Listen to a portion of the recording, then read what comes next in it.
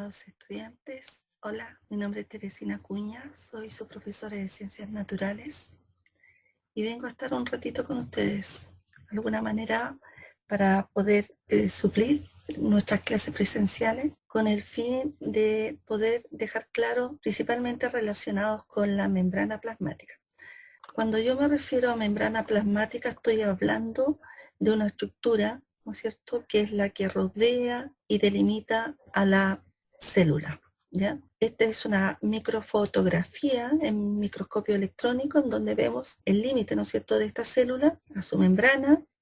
Vemos que también hay membranas internas, en este caso rodeando el núcleo, ¿ya? Y también rodeando membranas a algunos organelos que presentan las células. Les recuerdo que los organelos son estructuras internas diminutas, ¿no es cierto?, que tienen las células y que les van a servir para poder realizar diferentes funciones. Ya, y así como tenemos a la mitocondria, tenemos a los centriolos, las vacuolas y el núcleo, que es quizá una de las estructuras más conocidas por todos ustedes. Ya dijimos anteriormente que es la que le da el límite a la célula, va a ser la que le permita tener un medio interno muy diferente al externo y también el transporte que va a ocurrir entre el medio externo e interno. No olvidemos que la célula es una unidad viviente, por lo tanto requiere de la incorporación de sustancias que vienen desde el medio externo y a la vez también poder eliminar sus desechos. Bueno, aquí tenemos la estructura de la membrana plasmática. Ya anteriormente habíamos mencionado que la célula, ¿no es cierto?, se compone de compuestos orgánicos e inorgánicos. Aquí tenemos directamente la presencia de estos tres importantes biomoléculas que son los lípidos, las proteínas y los glúcidos. ¿Ya? Los lípidos, que son los que aparecen como cabezas amarillas y colitas negras, se denominan fosfolípidos, que es un tipo especial de lípidos o de grasa también conocidos por ustedes. ¿Ya? Prácticamente el 75% de la membrana plasmática está formada por esto, ¿ya? Hoy en día, con la contingencia, se habló bastante sobre la membrana plasmática y con la necesidad de poder destruir. No olvidemos que cuando yo hablo de células, me refiero a bacterias y también a virus.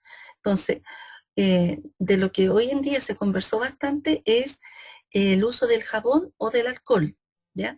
Porque el jabón lo que hace es deshacer estas moléculas, estos fosfolípidos que son grasas, ¿no es cierto? Y de esa manera, al romperlo, esta célula muere, ¿ya? Lo mismo va a ocurrir con el alcohol. Ahora, los lípidos le van a conferir a la membrana ciertas características, que son, obviamente, que la estructura le van a permitir que esta membrana tenga movimiento y también los lípidos le van a permitir el paso de ciertas sustancias. A eso se refiere que son permeables, que permiten el paso de sustancias.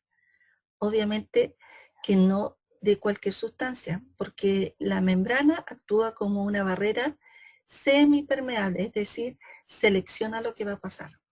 Por otra parte, las proteínas, ¿no es cierto?, les van a conferir importantes funciones como, por ejemplo, permitir el transporte de moléculas y actuar como receptores de señales químicas, ¿ya? Aquí vemos nuevamente a la membrana con sus proteínas. Este es un medio de transporte, ¿ya?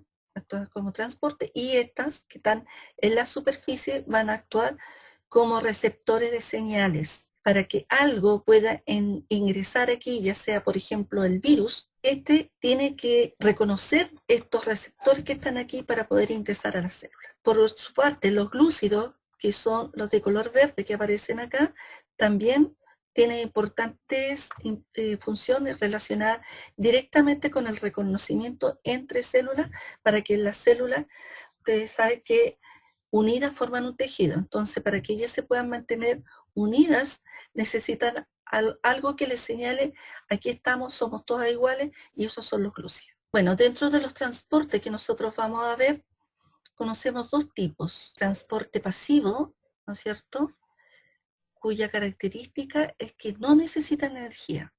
Y dentro de esto, difusión simple, difusión facilitada y osmosis.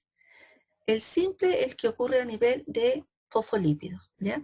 Las que son de mayor tamaño van a utilizar el otro medio, que son las proteínas. Y el último transporte pasivo que vamos a explicar es la osmosis.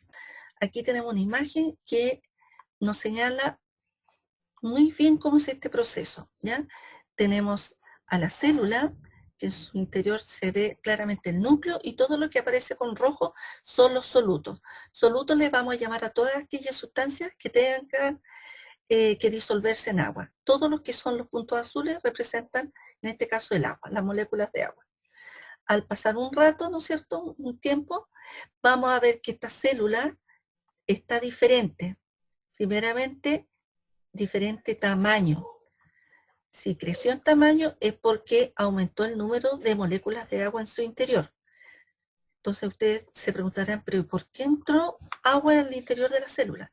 Efectivamente entró agua porque estas moléculas ingresan a disolver, en este caso, el soluto, que en la imagen parece que era azúcar, ¿ya?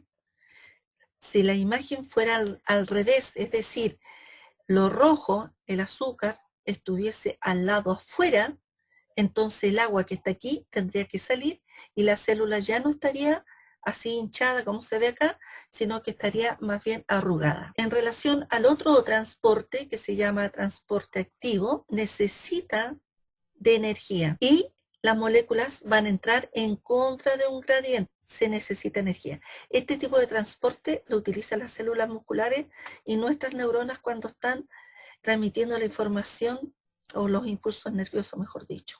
Ya es muy importante la bomba sodio-potasio para ello. Y finalmente tenemos el transporte en masa, en donde aquí hay dos imágenes diferentes.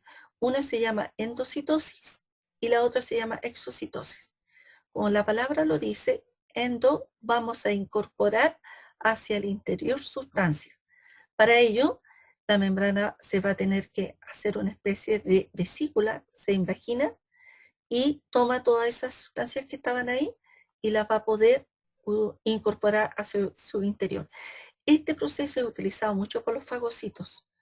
Si alguien recuerda, los fagocitos son parte de nuestro sistema inmunológico y la característica de ellos es que buscan sustancias que sean bacterias, virus, patógenos y se los tragan. Por otra parte tenemos la exocitosis, que si se dan cuenta es totalmente diferente. La vesícula ya está internamente y se comienza a acercar de poco a poco hacia la superficie para finalmente liberar la sustancia. Este proceso o este mecanismo de transporte es utilizado mucho por las células para poder eliminar hormonas hacia un lugar donde se requiere. Esto ha sido en relación a lo que son los medios de transporte.